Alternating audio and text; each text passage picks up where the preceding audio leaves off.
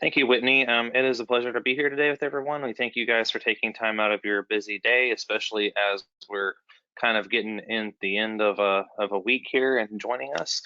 Today, we will be talking about FDPIR 638 food sourcing applications with the new authorities available through the Farm Bill and also the regulatory criteria and the solicitation for applications that the USDA has put out.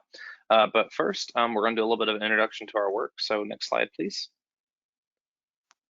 So our agenda today, we're going to talk a little bit about our work. We're going to give a summary of the 638 authority and kind of apply that in the setting of FDPIR and kind of give some context for what that means for this specific provision of law. We're going to go through the application walkthrough and the criteria that need to be in that.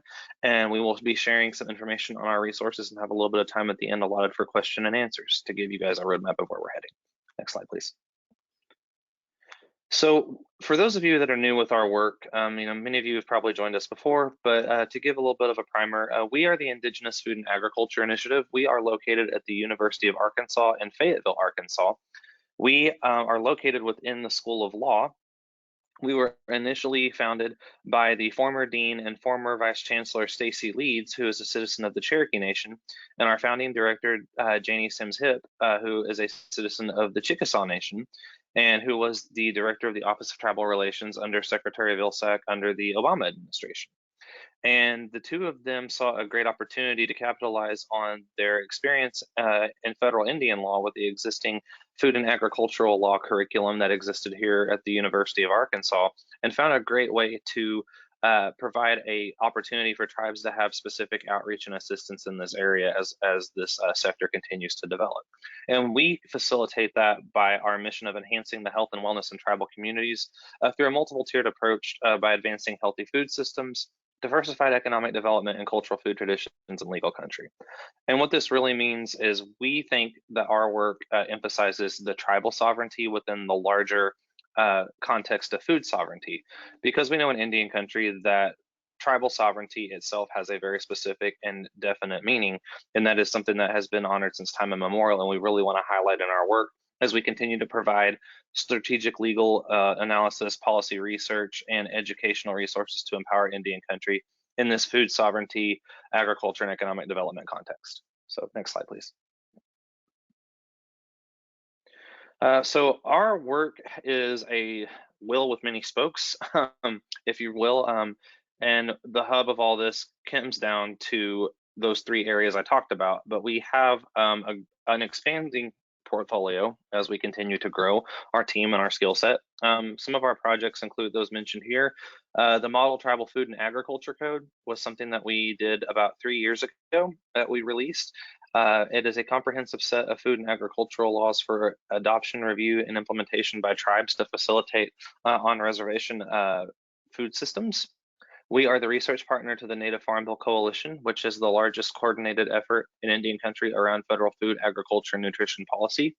We are the Native American Tribal Center for Food Safety, Outreach, Education, Training, and Technical Assistance under a cooperative agreement with the Food and Drug Administration to administer produce safety training and produce safety resources for the Food Safety Modernization Act.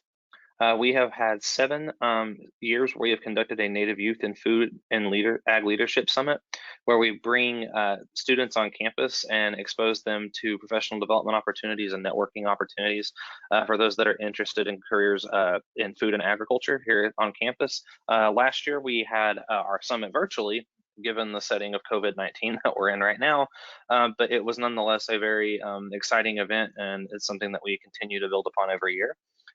We have released a webinar series called Cultivating Tribal Food Sovereignty, where we have talked about facilitating agricultural production through tribal food sovereignty, especially in the context of COVID-19 assistance.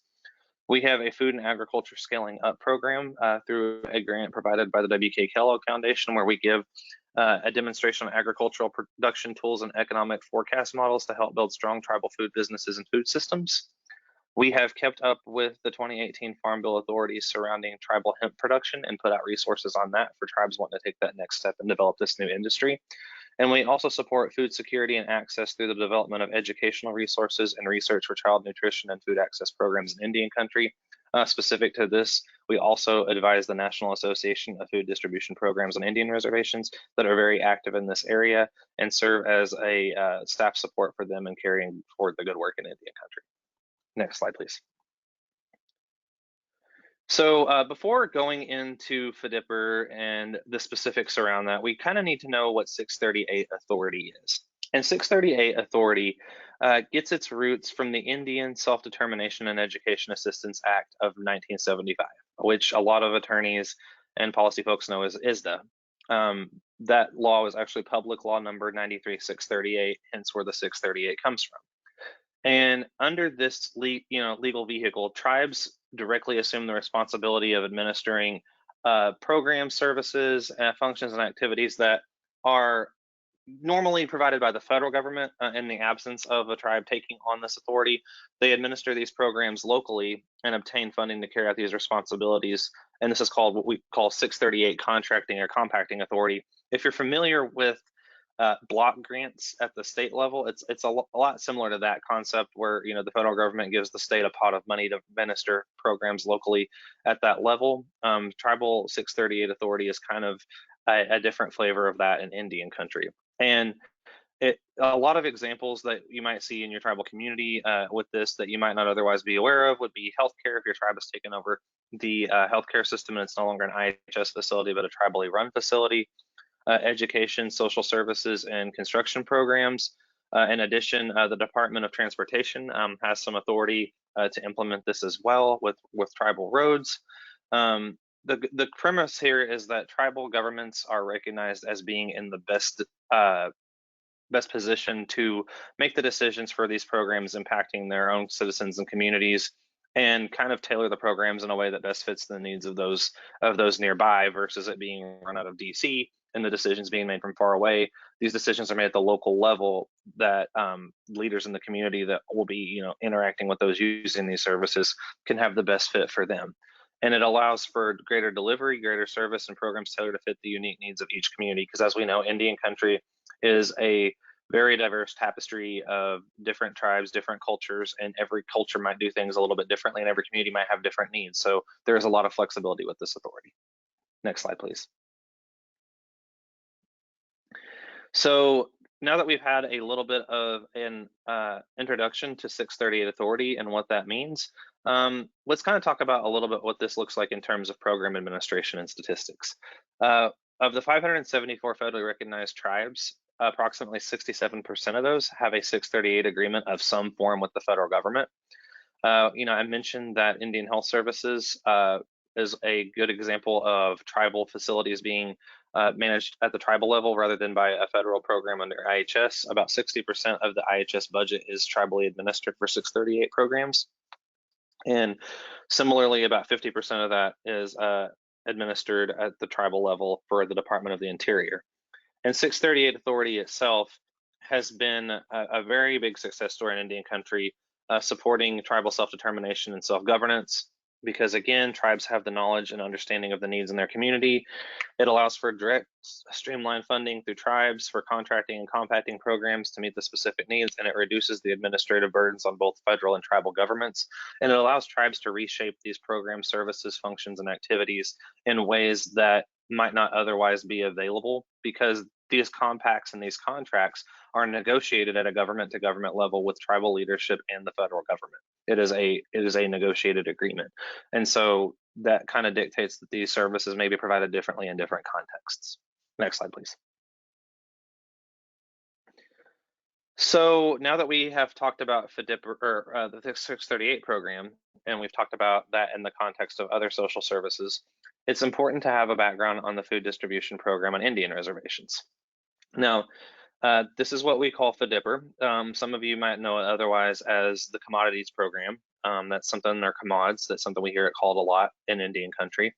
And this is a federal nutrition assistance program that provides food packages to low-income families living on Indian reservations and in areas of Oklahoma. It's funded through the same funding line that the Supplemental Nutrition Assistance Program is, or food stamps as many people know it.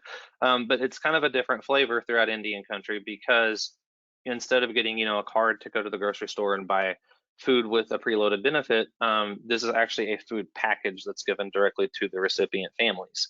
And the packages contain frozen and canned meats, grains, pasta, canned fruits and vegetables, soup, and more. So this is something that's done, again, at the local level and making as a product of those treaties where tribes were, able to be taken care of in time immemorial for the acquisitions that were given in terms of land. And it is currently, this program is administered by 276 tribes via 112 intertribal organizations, which is what the regulations call just a tribal organization administering these programs in 3 state agencies. And we've seen a lot of change to the food package in the last few years. In 2010, fresh fruits and vegetables were added in there to supplement additional contents of the food package and allow for more nutritious content in fresh fruits and vegetables. And 2018, the 2018 Farm Bill created a self-determination pilot project for 638 authority for enabling tribes to source food for the package, because normally what happens is this food is procured by the federal government. You have to apply if you're a vendor to the federal government. It goes to them through their warehouses. Then it's shipped to the tribe to distribute to its individual constituents that receive the service and the citizens. But this 638 authority allows tribes to source the food themselves rather than have to go through the federal government if they're approved. And on average, there are about 90,200 participants in this program each month. One thing that we've seen as participation and interest in this area has grown is that in addition to fresh fruits and vegetables, several traditional foods are now available in the FDPIR package, including bison, wild rice, salmon, blue cornmeal, catfish, and lamb or mutton, as however you want to phrase it. So we are seeing an increased opportunity to incorporate fresh fruits and vegetables and along with traditional foods that might be different in different areas. And so 638 offers another opportunity to do that and source it locally. Next slide, please. So going into the 2018 Farm Bill, the Native Farm Bill Coalition, which is the largest ever gathering of tribes that came together and made collective ask of Congress in the 2018 Farm Bill, it was 170 tribes and intertribal organizations and ally organizations that came forth and said, these are some things that we would like to see to increase program access, to make things run more efficiently, and to honor tribal sovereignty at the same level that state and local authority is recognized in a lot of USDA authorities.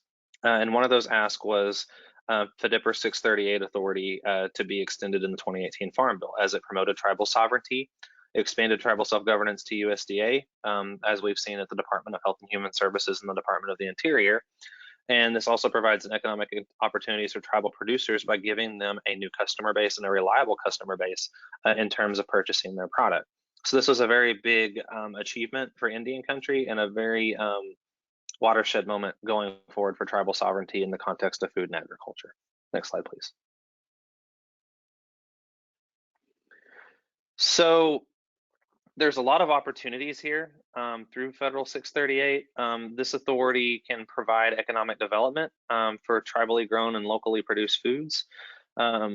Federal commodity food procurement market, it allows, again, that new customer base for tribes to have, the federal government's always going to be purchasing food, and you're always going to need to be sourcing foods for this program that gives a reliable stream of commerce for these products.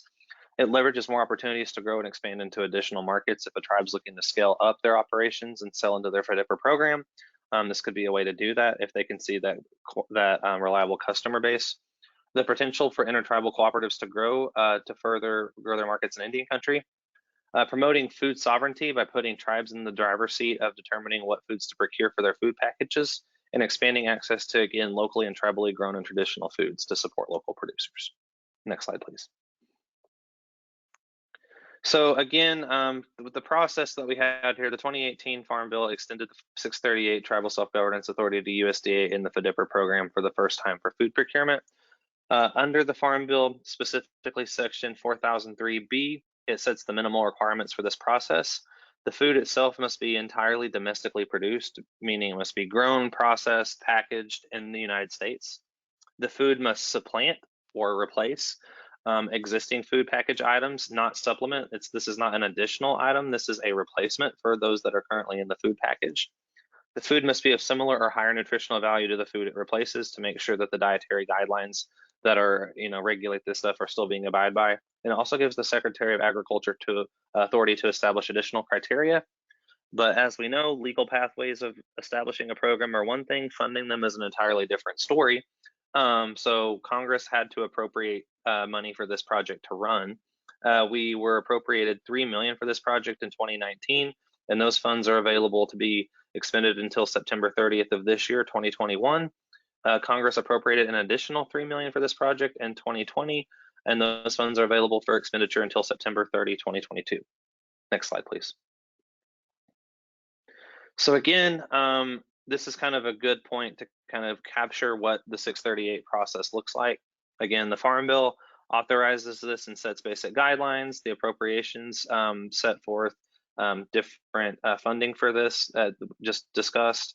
Request for information from tribal leaders was asked for in 2019, December 2019, and there were 2 consultations, and this was a open process of drafting the criteria.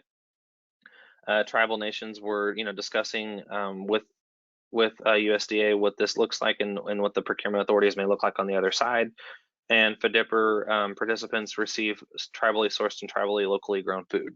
And at this point, I am going to turn over to our director, Aaron Parker, who will give an overview of more of the specifics and kind of get a little more in the weeds on this criteria moving forward. So at this time, I'll turn over to Aaron. Perfect. Thank you so much, Blake. I think that was a really good way to set up this process and tell us a little bit about how we got here, how we arrived at this tribal sovereignty promotion opportunity at USDA. I am Erin Parker. I'm the director of the Indigenous Food and Agriculture Initiative. I would imagine I know several of the folks who are on the webinar today, and I'm really delighted to spend a little bit of a Friday afternoon with you talking about this opportunity. I personally have been working on the policy piece of this, I would say probably for 7 or 8 years, and that's nothing compared to the longstanding efforts of tribal leaders and folks who are ITO program managers around the country and members of the FDPIR board who have been advocating for more self-governance opportunities for tribes in this program for a very, very long time. So I am so excited to be able to share this information with you today and to see this opportunity finally open. The slide that Blake just went over that you can see on your screen now that gives you this process overview is a slide that I have definitely shared before. Actually, the last time I shared this with folks in Indian country was in the Intertribal Agriculture Council's annual membership meeting back in December of 2020, which was of course virtual this year. I co-presented with Elena Paisano, who's most recently of the National Farm to School program, and I was able to share this slide with you and talk a little bit about where we were in the process. And at the time, that arrow that you can see on the bottom of your screen had been permanently stuck, it seemed, at the USDA side of things. But I am delighted to report that now we have moved to the next phase of the process. This process is open as of January 14th, 2021. And I brought up that last time I talked about this just to say that one of the things that Elena shared when she was talking about farm to school opportunities and federal market opportunities for tribes like this in general, I thought was just a really beautiful way to encapsulate why this opportunity was such a priority for the Native Farmer Coalition members and for other folks around Indian country who've been advocating for it. And that was that using public resources like this is a way to change the trajectory of colonization of foodways in Indian country and to reclaim that space to decolonize those foodways, to get traditional foods and culturally appropriate foods into the hands of the people who most need them, for the tribal citizens and communities who are relying on programs like FDPIR, especially right now during the pandemic that we've been living under since March last year. So I just thought the way that Elena phrased that was so beautiful and wanted to share that again, just to preface the discussion that we're going to have today, because unfortunately everything I'm going to share is really crunchy legal language. It's probably not as beautiful as that, but I wanted to start us off at least talking about it and framing this discussion and framing why you might want to apply for this opportunity. So Whitney, if you'll go to the next slide, we will jump in to a little bit of what's going on in these applications that just opened up last week. And to do a little bit of the stage setting for that, what I wanted to share with you first is compare very briefly the opportunities for tribes to determine their own vendor sourcing through 638 as compared to what happens in the regular sourcing for the food package generally. And Blake did a really great job of setting this up and hit on this a little bit in those last couple of slides, talking about this opportunity and why it was so unique in the world of FDPIR food sourcing. Really, the idea of 638 sourcing, if you look at all those bullets on the left side of your screen, These are relaxed requirements for vendors as far as USDA should be concerned, right? Because 638 is about promoting tribal sovereignty, it's about promoting tribal self-determination and self-governance. And so food for the 638 project for tribes that get funded under this opportunity, this demonstration project, will be sourced by individual tribes for those individual tribes. Or if you have an ITO that serves multiple tribes, your ITO will be serving everybody in that pool, but not the entire country. That's different from what happens in the regular sourcing box, where food is sourced by USDA, as Blake said, for all tribes that participate in FDPIR. So this 638 opportunity, the vendor requirements are largely going to be set by the tribe. There are some things that the Farm Bill had to say about how they want, how Congress wanted USDA to go about delivering this opportunity, and Blake went through those, and I'll go through them again as part of the application process. So there are some legal parameters that we know that we have to follow from the Farm Bill, but by and large, again, because this is a 638 opportunity, because we're supposed to be prioritizing and affirming tribal sovereignty, the requirements for the vendors are really going to be coming from the tribe. So I would encourage you, if you haven't already, to look at your own internal tribal procurement processes for vendors. And those things are really going to be more controlling than a lot of other things. You are still going to have to hit the things that I'm going to talk about today in your application to make sure that your application is complete so that it can go to review by USDA.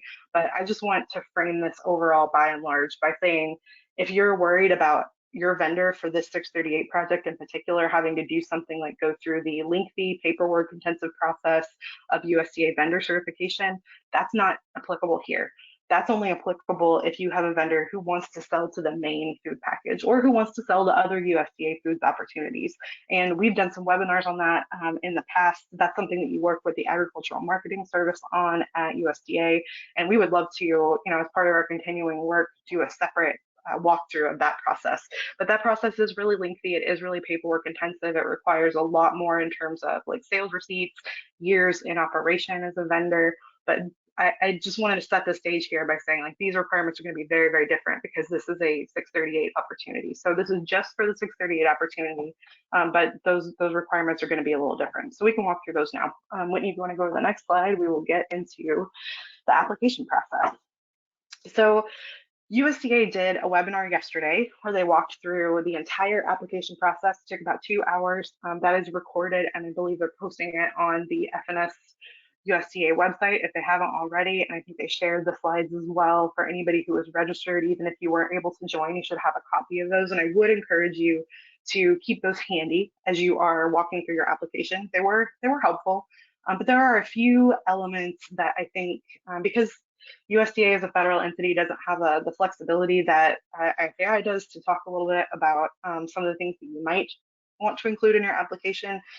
We're going to get into a little bit more into the weeds with some of those elements, particularly when we get to the agricultural commodity criteria, where we have to talk about commercial sale and what that means, where we have to talk about that nutritional equivalence standard and what that means and how you might go about putting that in your application in a way that meets USDA's criteria. We're going to go through all of the elements of the application, but I didn't want to be duplicative of what USDA put out yesterday, so I'm not going to go through in highly granular detail of every single thing. I want to save most of our time to discuss those elements of these proposals that I think are likely to be a little bit trickier to do, like that commercial sale element where there have been a lot of questions from tribes, especially yesterday. That commercial thing came up a lot. If you were able to join the USDA webinar, there were a lot of questions on that, and USDA, because this is a new opportunity, because they're a federal entity, and I think they're a little restricted in what they can say and what they can't say, especially right now as we're still transitioning between administrations, getting new people in place already with the Biden administration. They're going to be a little constrained in what they can say, but I want to go into a little bit more detail where I can. So here is the first one. This is just an overview of the deadline and submission process. That's what you can see on your screen right now. Again, this was opened up last week on January 14th, and tribes have exactly about 60 days to submit complete applications to USDA if you want to apply for this opportunity. You just need to submit your proposal by March 15th, 2021, so a little less than 60 days now that we're a week out from the release of the proposal on the Federal Register. The way that you're going to send these proposals in is you're going to email them to USDA. There's a dedicated email address for this project, and you can see that here on your screen. It's also included in all of the materials that USDA has put out on this as well. And we shared those in our post advertising this webinar, I believe, and we can make sure that we're sharing those on social media pretty regularly between now and March 15th too, so you can always have them handy. I would say, because USDA does have this thing here, as you can see in the next bullet, where they're going to notify applicants within 7 calendar days if there is anything missing in your proposal, and then an ITO is going to have a further 7 calendar days to submit that complete proposal. I wouldn't wait until March 15th, right, to submit your application. And this is something you probably already know, but I felt compelled to highlight it here because you do get that extra time to submit if there is something that USDA thinks they need a little more detail on, something that needs to be fleshed out. They can work with you on that, but giving them and giving yourself time to be able to respond to anything is a really good idea. So if this were me, I would personally, because I try to have things done early where I can. I would shoot for the end of February just to give yourself a full 2 weeks to make sure that you've got time to respond to anything and really have a competitive application in the pool, because this will unfortunately be competitive.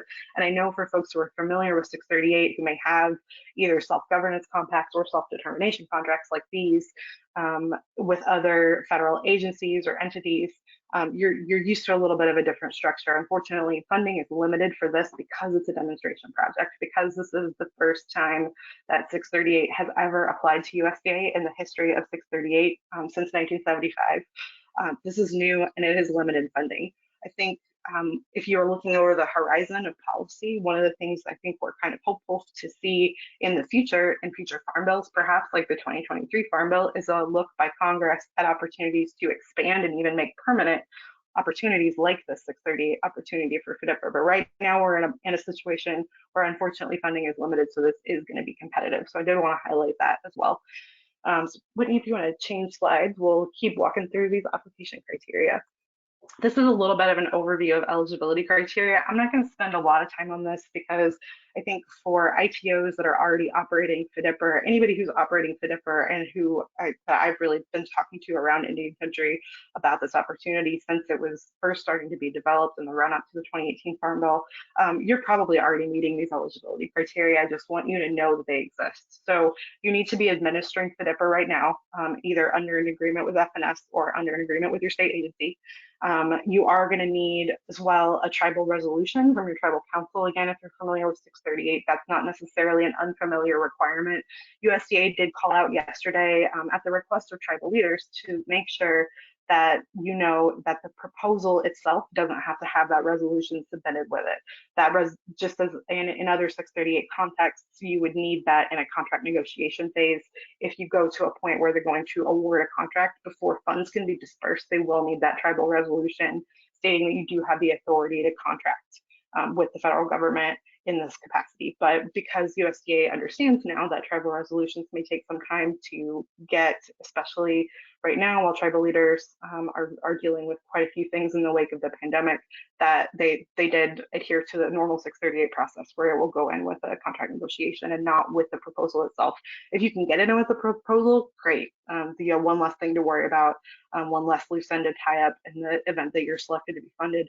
But just know that you have a little bit of extra time on that.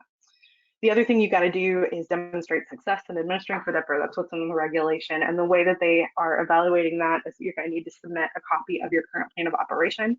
The regulatory requirements that are listed there are going to be very, very familiar to anybody who's operating a FDPIR program. A lot of those go to really the very heart of the legal regulations that came out when FDPIR was authorized in 1977 in statute, and that's going to how you certify households, making sure that you're doing interviews with authorized households, all of those things that you do as part of your daily operation, the things that you do as part of your following of your FDPIR handbook and everything that's in there, like that plan of operation is something you're going to be very familiar with for ITO managers. So you probably already meet those, and you also probably already meet those regulatory inventory storage and inventory management requirements, because that's going to be another part of that. So you do have to attest to that and demonstrate that by submitting those plans along with your evaluations, along with any management evaluation or any kind of recent tribal audit, just to demonstrate that you don't have financial things that are lingering out there.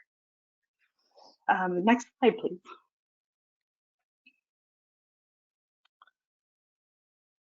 All right, so we're going to move into,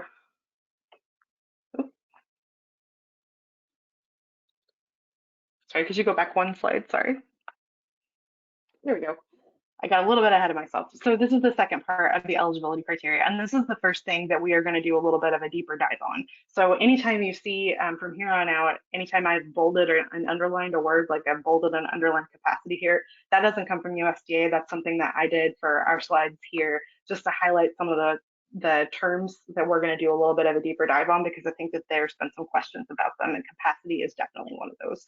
So as part of your eligibility as a tribal organization, you got to demonstrate capacity to purchase eligible agricultural commodities. And this is going to go to ultimately what USDA is going to call the program viability as part of your overall application score.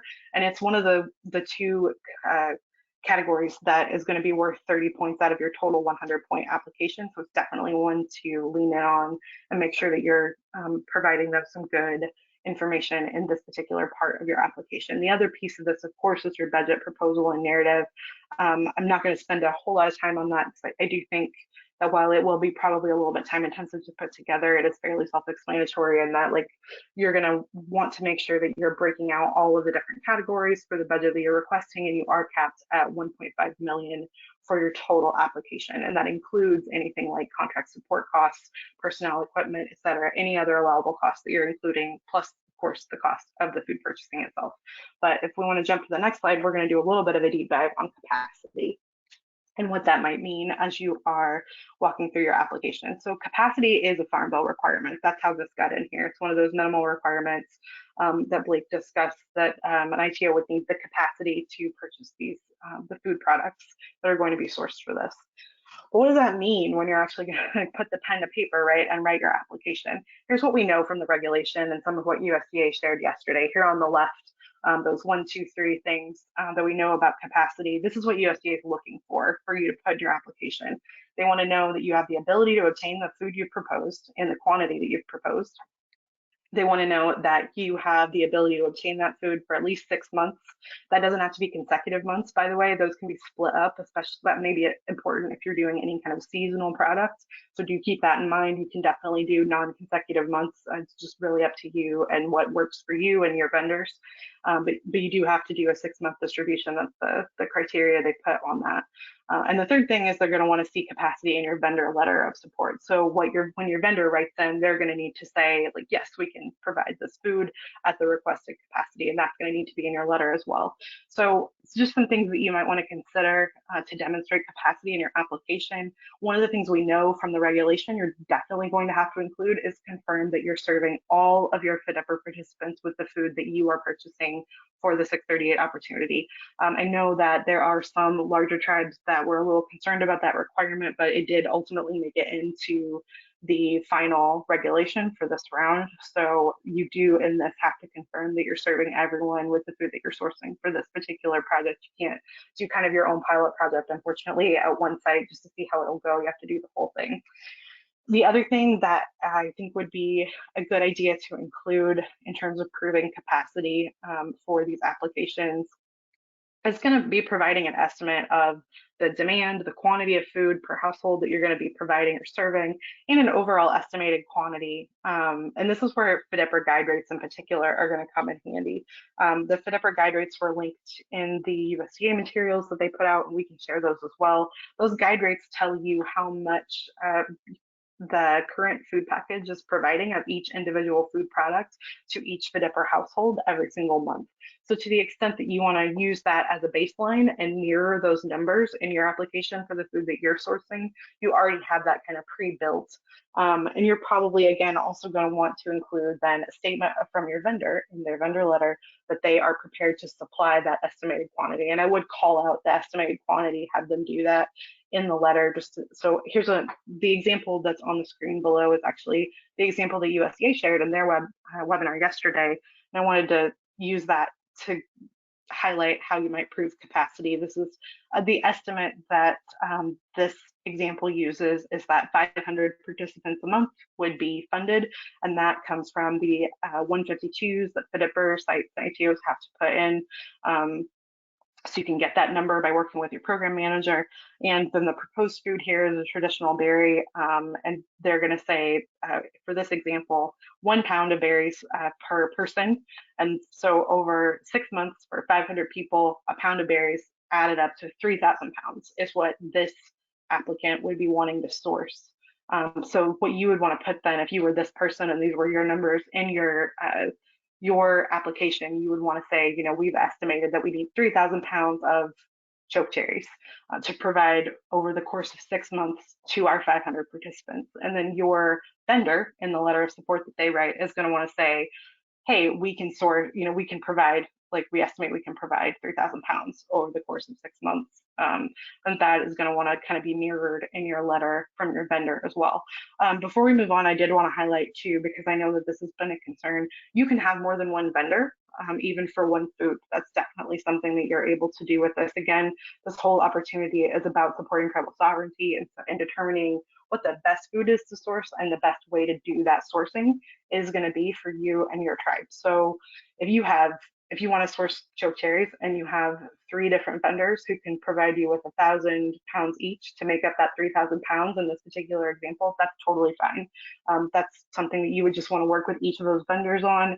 Each of those vendors is going to have to submit a separate letter, and we'll talk about the other things that need to be included in the vendor letters a little later. But just know that you do have that flexibility. You don't have to use just one vendor per food product to make up the total. You can work with multiple vendors if that's something that your tribal procurement regulations allow. Next slide.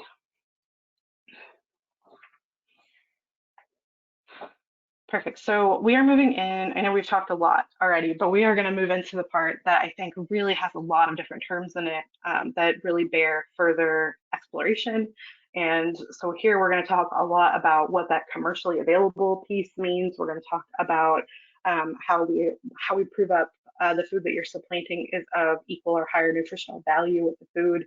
And we're also going to talk a little bit more about letters of support from vendors. So these are the overall agricultural commodity criteria. And a lot of these, again, do come directly from the Farm Bill, particularly that equal or higher nutritional value piece and the domestic sourcing piece that's going to be in your letter of support from your vendor. But generally speaking, when it comes to the particular food that you are trying to source in these applications, USDA wants to see documentation that the food you're proposing to buy is commercially available. And we'll talk a lot about what that means in a minute. They also want to see that you've identified which food you want to replace. And here in the slides, we've linked to the available foods list for 2021 for FDPIR. So that available foods list has everything that's in the package right now. So what you could do is look at that and decide which food you wanted to replace, and you're going to need to identify that in your application. The example that USDA gave yesterday was a tribe might want to replace, for example, the frozen blueberries that are in the package right now. So you would just want to identify that as part of your application as you were going along, and you have that FDPIR foods list there as a resource. I would suggest also, and I've talked about this before, when I've talked about this program as we were waiting patiently or impatiently, if you're me, for this opportunity to finally open up at USDA. If you haven't already, and you're a tribal leader listening to this or a tribal policymaker, I would really strongly encourage you to consider your ITO program manager as a resource and a subject matter expert in this process if you haven't already talked to them. When you're talking about which food you want to take out of the package, they are an invaluable wealth of knowledge for you. They know the people in your community who use FDPIR so well. They know their preferences, they know the foods that they like and the foods that they don't like.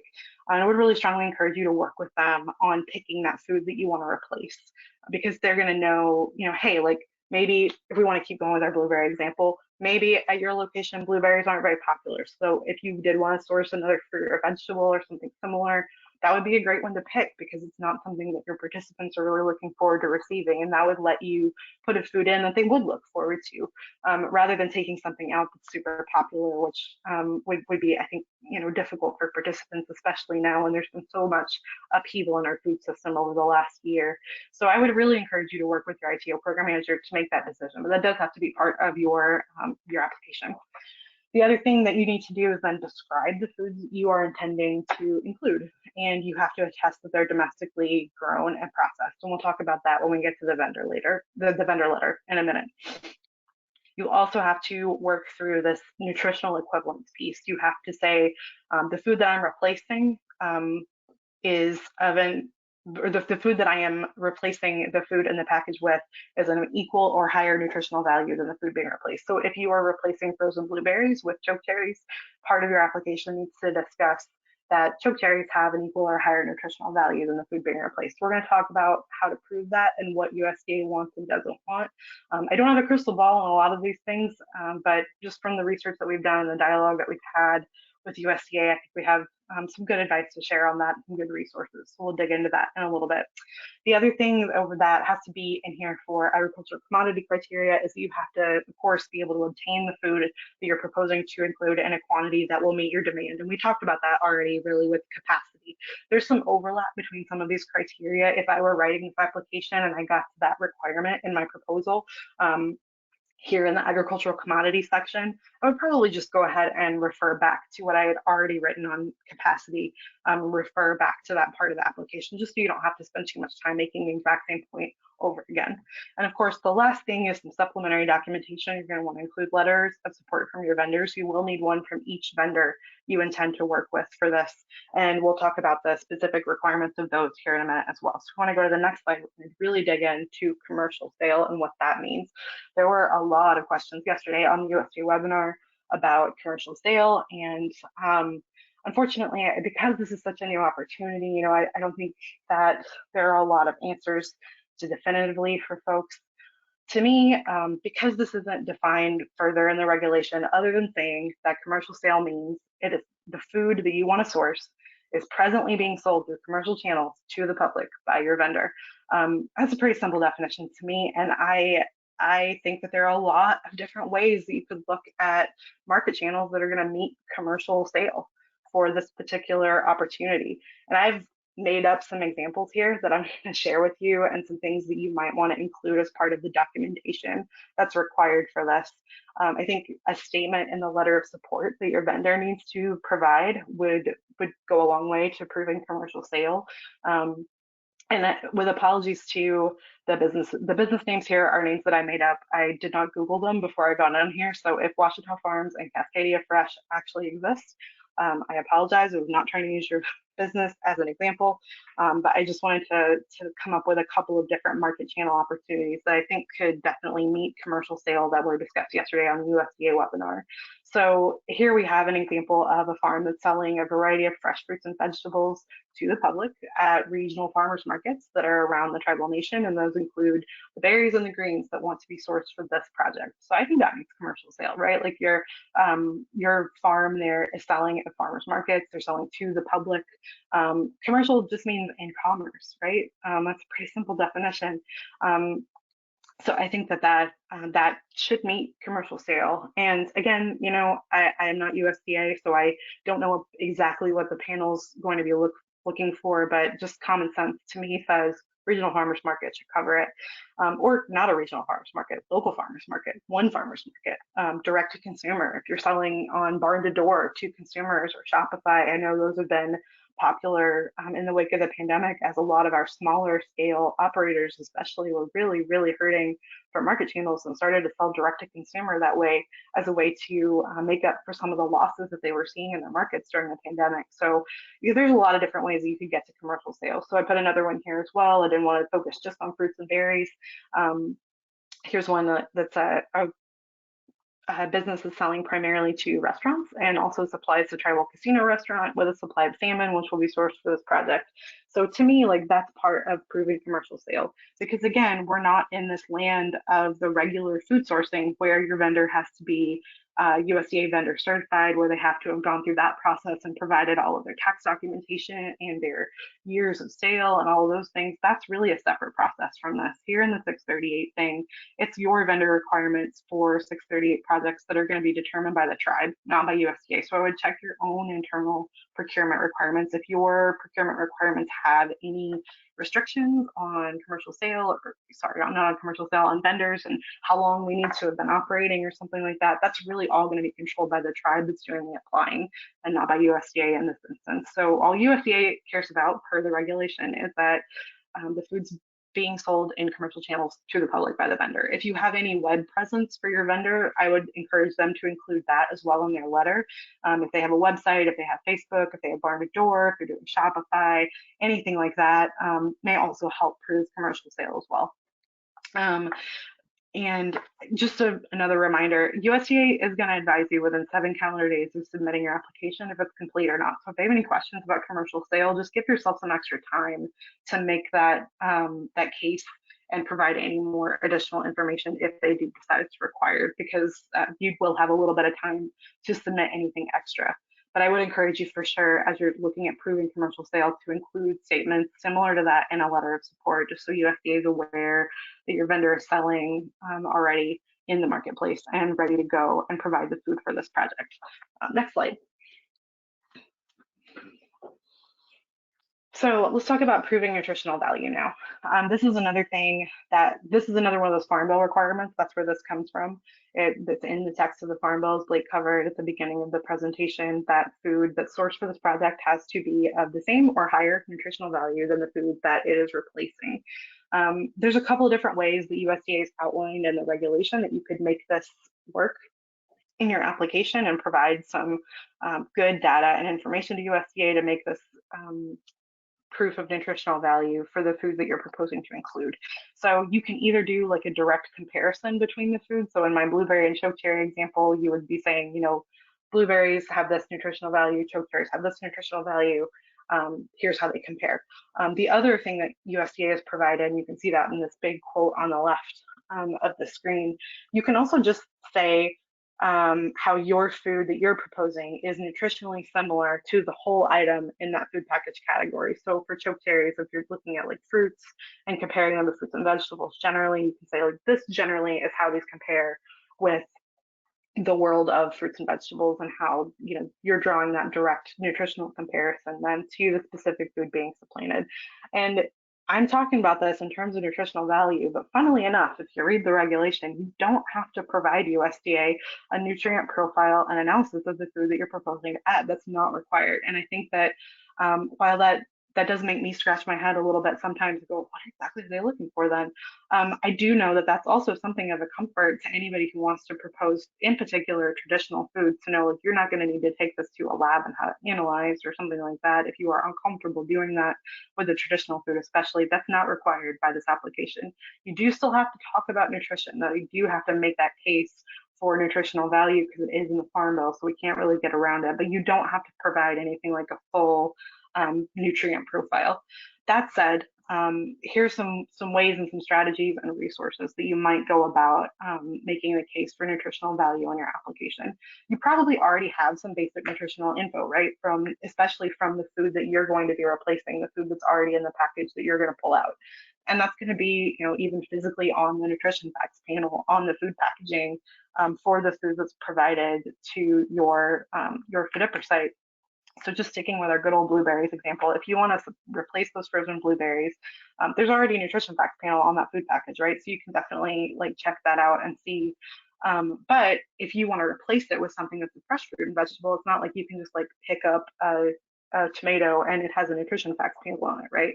So you're going to want some kind of resources to be able to talk to USDA. And I do recommend, even though it's not required and you don't have to do a full nutrient profile or analysis, I'm going to recommend a couple of resources that are put out by USDA, just because when you're working with a federal agency, I do find it useful to talk to them using resources that they have compiled.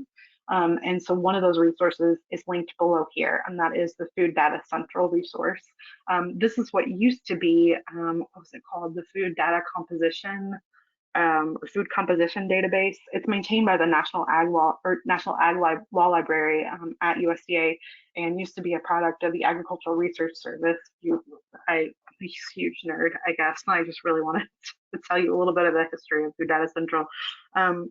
It's a full online resource where you can go and you can literally type in any food and pull up a nutrient profile and facts panel. So you wouldn't even have to do any analysis. You could just look and see what's out there.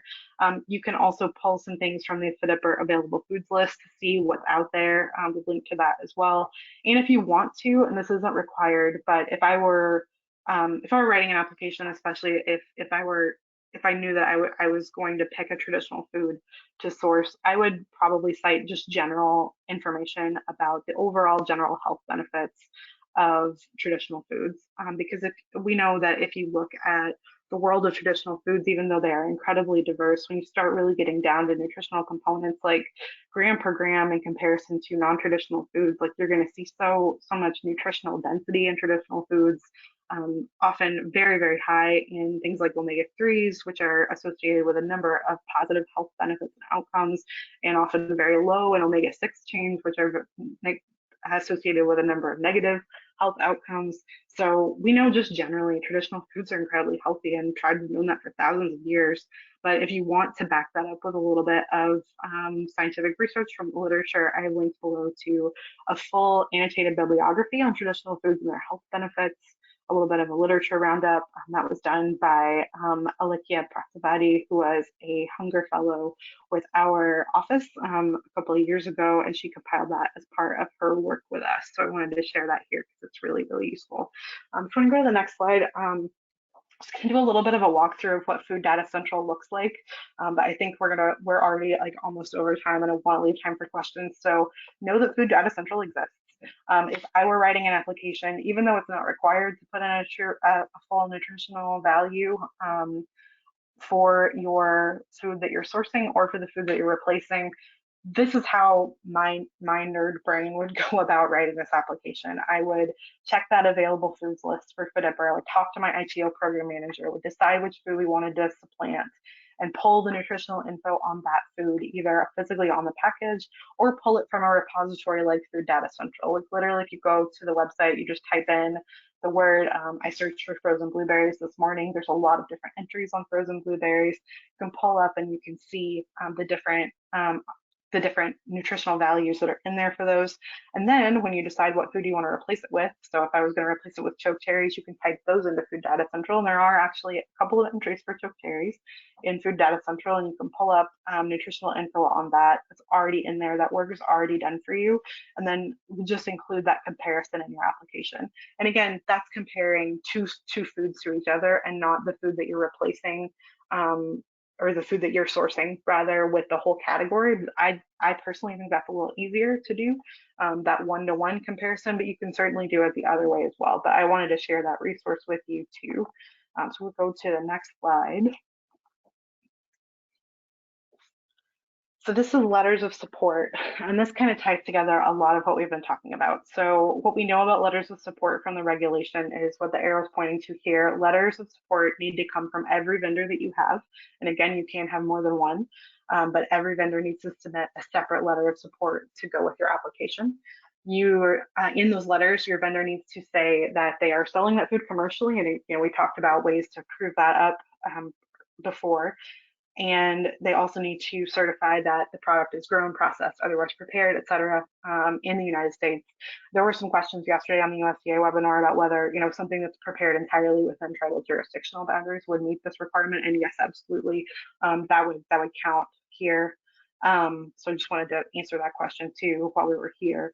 This domestic requirement, just so you know a little bit of the background on it, this comes from the Farm Bill, but it's enshrined in law even beyond that. This is actually a long-standing principle of all of the commodity food programs that exist from USDA, whether you're talking about FDPIR, TFAP, CSFP, CACFP, all of those acronyms stand for programs that are commodity support programs that are providing domestically grown food directly to people in need around the country, and have been doing so, in the case of FDPIR since 1977 in its current form, and that has always been a requirement. So that's why that's in there, because as we know, these are economic opportunities too. They're not just food security supports. Like one of the exciting things that Blake discussed earlier, one of the reasons that this was such an exciting opportunity to see it in the 2018 Farm Bill, the 638 opportunity, is that it's not only helping food security and promoting tribal sovereignty by acknowledging the tribe's longstanding role for thousands of years in making sure that their people are fed. It's also an economic opportunity for local tribal farmers, rangers, fishermen who are growing products or raising animals that are incredibly healthy, that have in many cases been a staple of tribal diets for a very long time.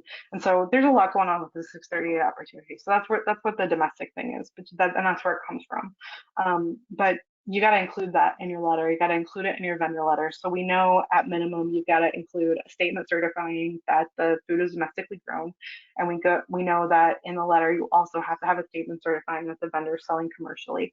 And although we've given a lot of examples today, we can't tell you what exact language to use in your letters or in your applications. A lot of that is really going to come down to the very nitty gritty details of the food that you're sourcing, the food you're replacing, the vendors that you're working with, the time period that you're working with. All of those things are going to come to bear on your application, of course. But in general, when it comes to letters of support, if it were me, I would provide my vendors with a template letter that includes some of the language that's at the left there, just that's pulled directly from that regulation, um, especially in light of the fact that this domestic sourcing piece has been part of the law for such a long time. I think USDA may want to see something that mirrors that exact language. I don't have a crystal ball, and I'm not affiliated with USDA, so I certainly don't know that for sure. But that'd be my best guess when you're looking at crafting those letters of support. Next slide. So just to wrap up the application process, USDA walked through in great detail yesterday about the 4 different categories and scoring criteria that they're going to look at when their panels are reviewing these proposals. So I don't want to spend too much time walking back through that, especially because they're the folks who are actually going to be reviewing applications. So even if you don't watch their entire webinar, I would definitely check out the recording piece for this scoring criteria for sure, because these are gonna be how projects are actually scored. So the score is based out of a total score of 100. The 4 criteria are program administration, project viability, agricultural commodity description, and budget. And of course, as we discussed previously, that project viability, really a lot of that is all about that capacity, proving capacity to source these projects or source these foods for these projects. And then program administration are those things that you're probably likely already doing, proving that eligibility, that you're have an agreement with FNS or your state agencies to run FDPIR, et cetera. All of those things are your program administration. And then the big pieces I think that are probably going to take a lot of writing are definitely going to be those last 2 components, proving up the agricultural commodity description and of course your budget. And then your supplementary materials, like your letters of support, I believe are going to be counted in with that agricultural commodity description. But those have to be in place as well. And one of the things you can also see on the screen, and USDA shared yesterday, tribal leaders in consultation with USDA have shared a lot of recommendations over the years for what they wanted to see USDA fund. And several of those are actually finally reflected here in the final regulation that USDA came out with, and that is that they understand that tribal leaders have encouraged them to fund a diversity of projects. And that means diversity in terms of the program size that's being funded, like smaller FDPIR sites and then larger FDPIR sites as well. Geographic regions should have diversity. The types of foods that are being selected should be diverse as well. And that's really all going to this idea, right, that this is a demonstration project, and tribal leaders really wanted to make sure that USDA could see and understand that this could work in a variety of contexts, because tribes have been feeding their people for a really long time. And just to see, the incredible diversity and variety that's out there needs to be funded in this and reflected in what's funded in this as well. So next slide. Let's talk a little bit about how we can help, and then I will stay on for questions for about 15 minutes if anybody wants to hang out and ask questions. I imagine there are several. If we can be of any help and support to you, we are here to be a technical assistance resource for you in this process. We can help with a variety of different things, whether it's just chatting about your application or how you want to structure things, or providing legislative support for any kind of tribal code development that you want to do as part of this. I know some folks have looked at this as a vehicle to leverage some of their other tribal policy initiatives and their food sovereignty initiatives and developing programs and projects. And we can absolutely talk to your tribal attorneys about that, or your tribal leaders about that. We can also help with organizational development if you are trying to set up something like a tribal department of agriculture or similar to run programs and projects like this. We're happy to be a resource on that. And if you want to go to the next slide, just as an example of what we have already put together for this, we put this together really quickly after the RFP finally opened on the 14th. This is an infographic that walks through this whole application process that we've discussed. The second half of the infographic that you can see there that I've got pulled out on the next slide as well will help you walk through as a checklist for each section, so you know you're hitting all those sections as you write your application. Got a link there for you to download it. Whitney has very helpfully already put it as a handout, I believe, in the chat, so you can download it directly from there. And I do want to give a shout out to Olivia Chan, one of our Congressional Hunger Fellows, who's working with us right now, who very, very quickly worked to put this together in partnership with our team. So thank you, Olivia, for putting that together. Going to go to the next slide, you can see a little bit more of that second page detail. So this is the whole checklist, right? It goes from step 1, from very basic information like your ITO, name, address, telephone number, all the way to step 13 with your supporting documents or letters of support from your vendors and what that needs to include per the regulation. So it's a good resource. I definitely encourage you to check that out if you're looking for sort of a checklist. We've already got that ready to go for you. And